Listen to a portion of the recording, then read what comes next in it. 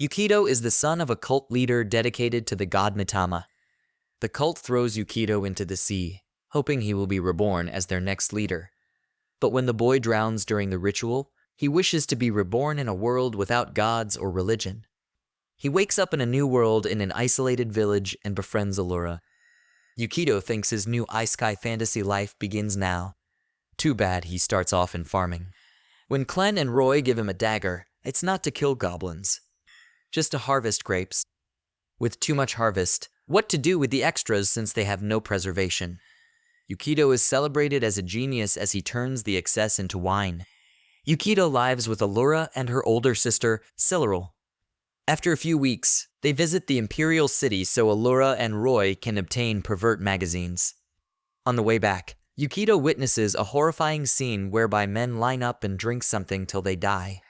In shock, Allura reveals that this country has an end-of-life system in which people are to die when they are ordered to. Their village is somewhat special. As Yukito sleeps, Allura suddenly sneaks into his bed and tries to do what she reads in the forbidden books. Sorry to disappoint. Nothing further happens.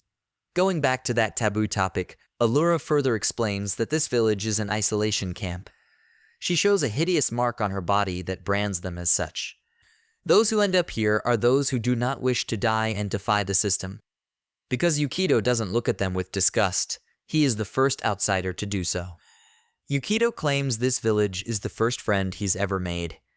Noticing Yukito's beautiful Magatama charm, Yukito says somehow this protective charm is the only thing he brought to this world. He gives it to her. The next day, Yukito is shocked to find Roy beaten up. Roy reveals the biggest secret of this village. The people here are actually placed here and forced to die. Today is Allura and Silleril's death day.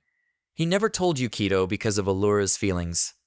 Yukito is going to play hero as Clen gives him a ride there.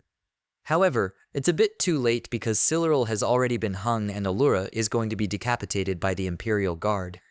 Yukito arrives and fights the guards, but is soon overwhelmed. He realizes the people have been brainwashed to think death is normal and that it is something not to be feared. Yukito is stabbed by the Imperial Guard captain, Bertrand, followed by a fatal slash to Allura. This is when Yukito prays to his god to just save the day. Suddenly, his Magatama charm flew away into the sky, and dropping down from the sky is a young girl. She gets mad upon seeing those who wounded Yukito and murdered the government soldiers. Then she easily heals him as well as Allura. Matama is excited to be the only god of a brand new world. Matama also resurrects Silleril and others who were dead. All those spectators left as though it were nothing. Returning to the village, everyone is in disbelief but glad they have returned. As everyone drinks to celebrate, Yukito is now worried as he has gone against the government and there will be payback in time. Meanwhile, Allura wonders who Matama is to Yukito. Apparently, the concept of God is alien to her. She gets depressed thinking Yukito likes little girls. Silleril reveals that Allura has a crush on Yukito. Matama is happy for that and hopes she can continue to be friends with him. Fearing government revenge, Yukito asks Matama about her powers, and she becomes disappointed to realize that she no longer has any powers because of the lack of believers in the new world. As there is a chance the government will send an army to their village, Yukito needs to somehow get 10,000 people to worship Matama and make her a god again. Roy, having discovered he enjoys masochism, becomes Matama's first believer when she treats him with disgust. Matama is disappointed that Yukito still does not really believe in her. Matama's attempt to demonstrate her godly knowledge falls flat when she merely lists embarrassing events from Yukito's childhood.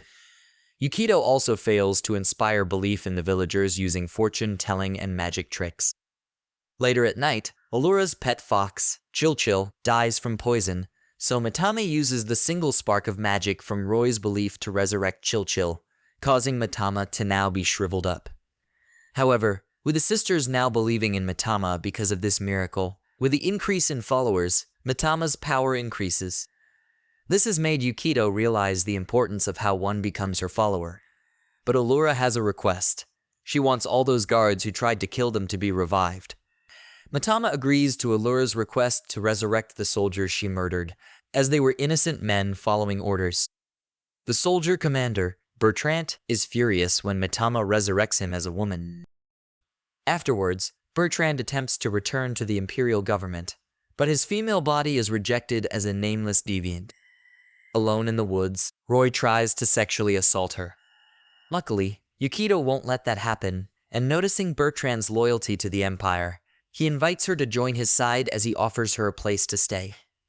Bertrand is forced to accept Yukito's offer to live in the village, accepting a job as Matama's holy knight. Using questionable recruiting methods, Yukito gains Matama another 100 worshippers by offering benefits to members only, such as priority protection from monsters and access to Matama's healing magic. Bertrand is forced by Allura and Siluril to wear female clothes. Later, he asks Bertrand the size of the Empire's army, but is told it is not quantity that matters. There are a small number of elite soldiers under the direct command of the Emperor, known as archons. They are personally bestowed special powers by the Emperor, and one can easily destroy a mountain. Yukito then asks Matama if she can destroy a mountain. Matama says she can do it, provided she has 10,000 followers. Yukito is fascinated by Bertrand's sword, but it looks ordinary to him. However, she explains that officers with certain ranks are given weapons imbued with special powers by the Emperor, and his sword is no ordinary one. It can cut through anything. Yukito then talks to Siluril and Klen about the Empire coming to crush them, and he wants to relocate the entire village. They don't think so because there are many other isolation camps, and each will only have a maximum of 2,000 villagers. Yukito guesses that achieving 10,000 will be impossible for a single village. As Yukito stresses over how to get more followers, Siluril comes to comfort him and knows he is doing his best. Yukito is abruptly inspired by a memory of his father, who points out that most religions become popular through martial arts training. With Clem's approval, Yukito decides to drag the deviants into the 21st century. 1 month later, Adder arrives and encounters Bertrand, now in even more risque outfits. She scans Bertrand and knows her identity. Bertrand tries to vouch for her case, but Adder doesn't understand and deems her a rebel. Bertrand is easily defeated, but not killed. Not until Adder gets to the bottom of how her gender changed. Adder is shocked by the village's drastic changes, as they now possess modern technology, including wind turbine generators, motorized vehicles, and industrial-sized farmlands. Yukito claims that these farming tools were the creation of Matama, so become one of her followers, and you'll be granted permission to use them. Just like that, Matama now has 927 followers. Yukito then introduces the convenience of water. Too bad Matama had to work hard to provide them all. 1659 followers aren't yet enough, so Yukito also introduced exclusivity, the idea that believers are superior to non-believers. Yes, providing free electricity means they can drink from night until dawn. Once more, Matama is doing all the work to provide these. With Bertrand and Klen amazed by Yukito's work, it is then that Klen reveals he once lived in the Imperial Palace. As proof, he shows them the mark he has now left on his body. This means he came to live in an isolation camp on his own. Yukito wondered why the concept of gods never arose to explain unexplainable events like natural disasters. Bertrand explained that all such events are explained by members of the assembly who work under the Emperor. Thus, nothing has ever been unexplainable. Now that Matama has 2,008 followers and basically the entire village, it is still not enough for Yukito. But before he can move on to his next plan, news arrives that Bertrand has been beating up Adder. The Archon is questioning her about how this village got such amenities when it is not possible for them to be created without authorization. Only the Emperor or Archons can do such a thing. However, Bertrand won't say a thing. This angers Adder, and she is going to kill her, but Matama is here in time. Matama shows her might and fights on par by summoning plant-based golems. But the going gets tough when Adder starts using a never-before-seen weapon. At this point, Matama has used up all her power and thinks she will really lose.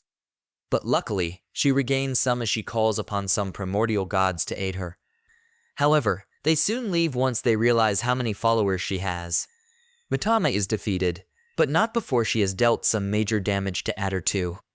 As Yukito and Matama lament they can't do anything more to save the village, a pissed Adder lets loose her destructive force, destroying the entire village, only for it to reappear unharmed. Ada realizes it was an illusion, just as Clem reveals he is actually a woman under an illusion disguise, Loki the Archon. Having infiltrated the village as a spy, she decides Yukito and Matama are just who she needs to help assassinate the Emperor. Ada tries to kill Loki but gets owned instead. However, this is all part of Loki's illusion to trick her. Loki then brings them to the Imperial Palace to meet the Emperor. Suddenly, Matama destroys a core to reveal the shocking truth. The real Emperor is all bones and dead. Loki reveals the castle is a giant machine named Assembly that controls the Empire with the suicide system to ensure it always remains the same. Matama reveals people did destroy the world in religious war. The survivors built Assembly to ensure religion was forgotten. Matama says this is what Yukito wanted. When he was dying, he wanted to go to a world where God and religion did not exist. Yukito realizes he wasn't reborn in an alternate world. Matama just sent him thousands of years into Earth's future after religion died out. Loki is tired of Assembly and offers to let them destroy it. However, Yukito attacks her and wants to know her real goal. Because she could have destroyed the room herself, but couldn't and needed Matama instead. Loki reveals that she discovered from the Assembly how humans once had free will.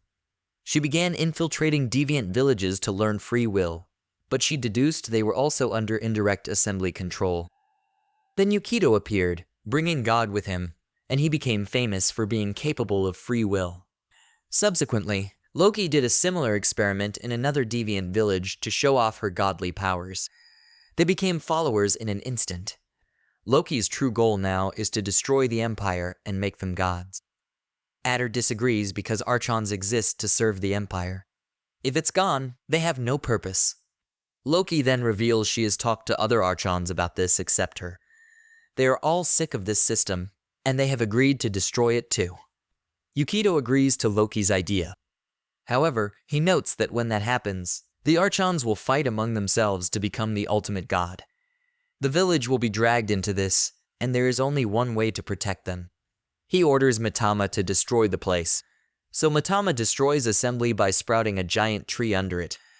Yukito then declares that the only god he is making is Matama and nobody else.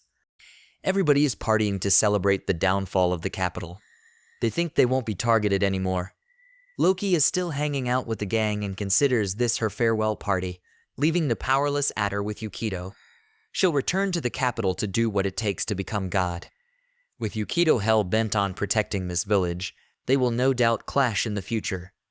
Bertrand will not forgive Loki, but the latter turns her back into a man. But that happiness is short-lived, as Bertrand is soon turned back into a woman. Bertrand decides to follow Loki back to the capital, and hopefully become a man again permanently. Meanwhile, Ada is depressed, and she has lost her power. She blames Yukito for causing all this. However, Yukito gives her hope of becoming a god herself and rebuilding the Assembly.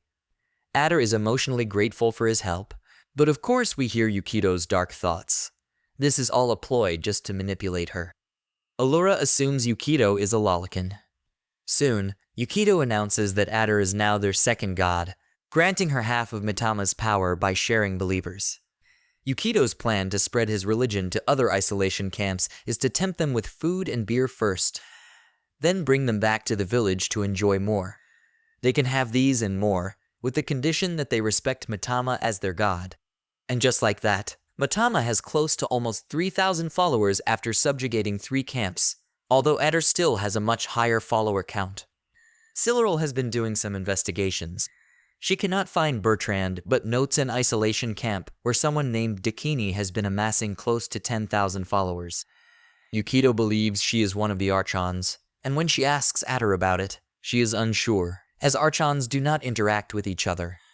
But she read that her power was related to love. Yukito's strategy is to infiltrate the camp and pretend to join the group. To prepare his team not to be seduced, he teaches them about lust. The rest head to that isolation camp to pretend to want to join. Rich, the chief, takes them to Dakini for initiation. Along the way, they hear followers talking about extreme and weird make-out sessions and all. Especially Rich's reputation of sleeping with 1,000 people in a night and making one climax just by looking at you. Yukito and Allura are paired in one room as they wait for Gohanzen, who is none other than Dakini. She easily lets them join, as it's their policy to do whatever they want. After taking pictures of them and leaving, Yukito started to feel hot, and Allura was already under a powerful lust spell. Due to the training he received from his father, he manages to resist until Roy is thrown in from another room. He tried to defile Matama. As Rich goes to check on them, she sees Matama using her powers to rebuild the broken wall. The unused lust energy passes into Rich, causing her to reveal that she is actually a virgin who does not believe in Dakini. Learning the spell doesn't work on them, and especially Matama, a god, suddenly begs them for help to destroy this group. Meanwhile, Loki and Bertrand notice that the people are starting to rot lifelessly in the capital. This is what happens with the absence of the assembly, which once tended to the sick and injured. Loki plans to use this as part of her plans because not all archons are tools of war like Adder. Rich admits she was a deviant whose love of forbidden dirty magazines made her a pervert expert, so she was made chief for her erotic knowledge and fake expertise. Yukito agrees to collaborate, and first up, Rich convinces her followers that Yukito's gang has officially joined the group. But a new problem creeps out. Matama is losing followers like mad.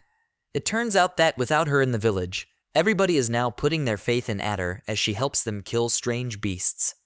Yukito helps Rich spread the new knowledge, toys, and medicines summoned from Japan, causing the Dakini followers to also abandon the worship of the Dakini in order to worship Rich. In no time, Dakini returns sooner than expected, as she has felt a dip in followers. She confronts Rich for trying to take over her position as leader, although Rich denies it. With some of the followers begging for mercy, Dakini shows no mercy as she has her bodyguards apprehend Yukito's group. It seems Roy is now part of Dakini's bodyguards after she has shown him the pleasure of his right hand. Yukito, Rich, Matama, and Allura are accused of heresy. Then Dakini interrogates Rich about her intentions. This is when Rich breaks down and claims she is prepared to receive any punishment that includes her life. This noble act has the followers feeling pity as they beg Dakini for mercy since Rich was not wrong. Of course, this is all part of Yukito's plan. He knew that when Dakini's followers were reduced, she would act. Faced with a possible rebellion, Dakini postpones the trial and imprisons them. Roy affirms his loyalty to Dakini and abandons them. Yukito begins planning their escape, but their cell is abruptly visited by Dakini's inhumanly strong, most loyal bodyguards, the Purgers. Long ago, the Emperor gave Dakini a special mission. No, it is not to spread love and have humans procreate. Rather the opposite. Wipe out love from humans so they no longer have any such desires. As the Assembly has already figured out how to make artificial humans, they want to keep unwarranted births in check. And so Dakini reluctantly does so for many years, until humans actually lose that desire. However, she wrote all those pervy techniques in books and spread them around the capital. One day, she met a young girl named Tauka who was very fascinated by such books. Dakini took a liking to her because she was different, unlike those boring robots. Unfortunately, as Tauka was considered an anomaly, she was sent to an isolation camp. Dakini thought it was for the better. But many years later, she learned that Tauka got killed because she slept with someone and gave birth to a child. Humans then didn't know how to procreate and found childbirth terrifying. Dakini swore to make humans fall in love again, no matter what. Now we see Yukito trying to escape the bodyguards. Suddenly, the wall was blasted with a powerful attack. Adder and Silril rescue Yukito and the others from the bodyguards. Adder is now worshipped by over 6,000 of Matama's believers. As they run, Yukito explains that this is all part of his double strategy. The first was to infiltrate Dakini's group and sow division. Second, by purposely making Matama leave their village, her followers will lose faith in her and follow Adder. With powers concentrated in Adder, they can attack this village, all part of Yukito's plan to take it by force. Matama felt so betrayed. They stumble into Dakini, who won't let them go. Yukito tells Rich to take Matama away as part of his plan. Dakini then shows her true powers. Because she has more than 14,000 followers, she unleashes some spells on the gang, which makes them corny. However, the spell soon breaks thanks to Matama's resurgence. Rich then claims she is breaking off and forming a new faction with her followers. This is how Dakini's power transferred to Matama. But even so, Dakini claims it won't put a dent in it. Matama further explains how Dakini's powers are borrowed from others. While bragging, she ranks higher than the real Dakini. In fact, we see Matama begging like hell for the real Dakini to reduce this fake's powers. Dakini tries to run and leaves Roy to handle them. However, he grabs hold of Dakini and hopes that this will score points for Matama. Apparently, it was all part of Yukido's plan, as he left a note to him saying that eventually Matama would still be a woman. This allows Adder to finish off Dakini. As she lies powerless, Rich then comes up to reveal that Tauka is actually her mother. Dakini then remembers Tauka's words of wanting a baby the natural way so that her child would become friends with her. Dakini realizes she has twisted this world herself and erased the love she was supposed to bring back. She cries in Rich's arms, noting how much she loves Tauka. Yukido wants Dakini to have all her followers worship Matama. However, she isn't willing to cooperate, so Yukido threatens to get rid of her if she stays useless. Soon, Rich visits Dakini in her cell, and because she is good friends with her mother, she will side by her. Afterwards, she returns with Yukido, completely submitted to her. Rich pretends to betray Yukido so Dakini can lead the church again. This allows Yukido and the others to sneak away. Including Rich's followers, Matama finally has 10,000 followers and becomes a full god again. But Adder still has more than her, with over 11,000 followers. Returning home, they find that monsters have completely destroyed the village. Yukido then begs Matama to revert the village back to normal, something she is reluctant to do because it reduces her power, and she doesn't want to go through all that again. But since Adder and others also start begging, despite only just becoming god again, Matama uses up her power to repair the village. As everyone is back in a party mood, soon Roy is being attacked by a strange beast while saving an archon, Gaia. However, she beats him up, claims he is not her type, and then pretends for someone to save her. When Adder checks on her, she kisses and sucks her life force. Don't worry, it's not fatal.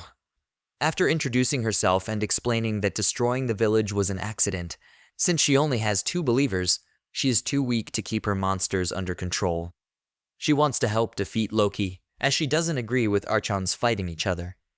Everyone visits the capital, but finds Loki has built a giant wall around it. Gaia then creates strange beasts too, but with her low power, this puny one will do. As it approaches the walls, it gets destroyed by a beam. Then a dark knight jumps down, claiming she cuts down those who try to enter.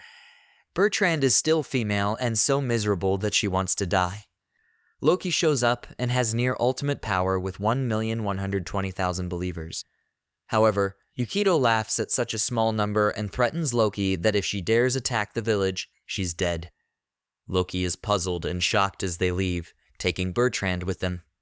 At the village, Yukido is relieved that his tough guy act worked since he has no idea how to defeat Loki. Bertrand reveals that society has already recovered and runs like it did under the assembly, only with Loki as emperor. Yukido realizes Loki's believers must have some residual loyalty to the old emperor, meaning stealing them will be easy if he makes Matama more popular than Loki. Yukido forms an idol group of Siluril, Allura, Gaia, and Adder that becomes popular very quickly. Since assembly erased all music, Yukido has reinvented it. Thanks to the success of this experimental concert, Matama's powers have been replenished, and she thought she had gained more followers, but it's the same as before. Yukido confirms Matama's power doesn't only depend on the number of followers, but also on the depth of faith. So a god with fewer followers could still defeat Loki if her followers are more devout. And thanks to music, Matama's followers are more devout than ever. Yukido sends Bertrand to spy on Gaia, who has begun acting secretive, and discovers Gaia has adopted several children as her private, very small group of loyal followers. Bertrand reports back as Yukido realizes Gaia's source of power is family. Yukido decides to crush Gaia, since the depth of devotion a child has for a parent is immeasurable and could make Gaia very dangerous. Before Yukido can carry out his next phase, Bertrand suddenly attacks him and attempts to molest him. This turns out to be a prank by Dakini, though it confirms Bertrand is starting to accept his female body and mind, much to his horror. Dakini is now a huge music fan, as her followers enjoy playing music during socks. Yukito's next plan is to keep Gaia busy with idol training, allowing Dakini to make the children love her so as to save them from Gaia's schemes. The eldest children, Kai and Cyan, are stubbornly loyal to Gaia, as a stranger is out to destroy the family. Dakini tries to play nice and convince them otherwise, but they remain stubborn. They possess Gaia's skill to control monsters, which they use to attack Dakini. Dakini takes the kids to run from the strange beasts. We hear in Cyan's narration that she is like other kids from the capital, born via artificial means. She was assigned to her parents, and they lived normally until one day the guards decided it was her father's time to die. He went along with it, but since Cyan protested, she was deemed to be a defect and sent to an isolation camp. Because of that, she believed she was deceived, and those weren't her parents. In the same carriage with Kai, a strange beast attacked. All except them died, and had it not been for Gaia, the duo could have met the same fate. Because Gaia wanted to start over again for them as a family, this is why Cyan will also not fail this time to fulfill her duty as family. The strange beast is taken out by Yukito's group. Then Gaia shows her face, and she realizes their plan to lure her away from her family. However, things are already set in motion as the ground trembles, and coming up is a strange beast she has been creating all the while. Cyan and Kai are glad that Mom is here to save them. However, Gaia shows her true colors. She doesn't need them anymore, and it's time to end the family game. This strange beast named Typhon is even more powerful than an archon, so Adder blast it, but nothing happens. Allura and Silril arrive with a truck to rescue everyone. Gaia's son Yushai explains that Typhon is very loyal, so once it is summoned, it is controllable without using magic. They also reveal Gaia-based Typhon in a book from the old civilization before the assembly. As Yukito tries to get on his good side, the entire body of Typhon shows up. Yukito gets bumped off while trying to save the kids. He gets devoured while Matama clings onto him, promising to save him. The rest escape back to the village and relay the bad news that Yukito and Matama are dead. Yukito awakens inside Typhon, which has rooms like a castle, with Matama, Cyan, and Kai. Gaia reveals she has already killed Yukito 300 times, but each time Matama's love keeps bringing him back as an immortal. She explains that the old civilization created archons through genetic engineering, but some humans rejected science to live in nature. Gaia's mother was the leader of one such group, which used Gaia as a tool to gain power. Unable to bear the abuse, Gaia murdered her and ran away, later being turned into an archon by the government. Gaia is tired of leaders manipulating people for selfish goals and intends to stop them permanently. Yukito realizes he has become just like his father, manipulating people for power. Since Allura continues to believe Yukito is still alive, her pendant sprouts a weird Matama as it writes to inform the duo that they are still alive inside Typhon as well as Kai and Cyan. So the whole deviant village chases after Typhon on a mobile platform, with Matama's music group rallying them in support of Yukito. The villagers, their belief at an all-time high thanks to the music, empower Adder to attack Typhon, and Dakini assists and also powers up, but it heals itself. Everyone knows Matama is back as her power returns and restrains Typhon. However, in order to fully defeat Typhon, she needs Yukito as his believer. Matama begs Yukito to finally believe in her so she can save him. He declares his belief in her, allowing her the power to free him, then immediately declares he was only joking, infuriating Matama. Meanwhile, the next phase of the plan begins. Adder announces she is retiring as a god and urges her believers to believe in Matama. This makes her fans sad, but Rich announces that Adder will be joining Dakini's cult for erotic services. Now that Matama has garnered more followers, she is definitely more powerful than before.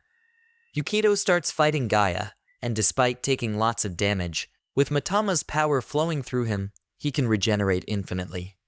In that case, Gaia will just keep killing him forever. Yukito's fight with her was just a distraction for this move, and she stabbed Gaia in the heart. Matama's power finally destroys Typhon, freeing everyone inside. Yukito's groupie came to pick him up. Gaia admits her loss and allows her children to kill her as revenge for the deception. Kai is about to do that, But Cyan stops him as she realizes, in her own twisted way, that Gaia really did just want a family. So Gaia reconciles with her children. Kai, who deeply loves Cyan, agrees to monitor Gaia for Yukito to help protect Cyan. As Matama brags about having 30,000 followers now, Yukito is alarmed because even after absorbing all the followers of Adder, it wouldn't be this high. Loki shows her face and admits that she used her powers to lend some of her powers to Matama. It would be troublesome if Typhon attacked the capital now and then departed to await Yukito's arrival at the capital. In the aftermath, Yukito remembers again how this village gave him a lot of things when he had none in his previous world. That is why he will do what it takes to protect them. Yukito is retrieved by his friends, who insist he join their chaotic victory celebrations. Yukito wonders if people really need gods when sometimes having each other feels like enough. Thank you for watching till the end, and please don't forget to subscribe. See you next time, and peace out.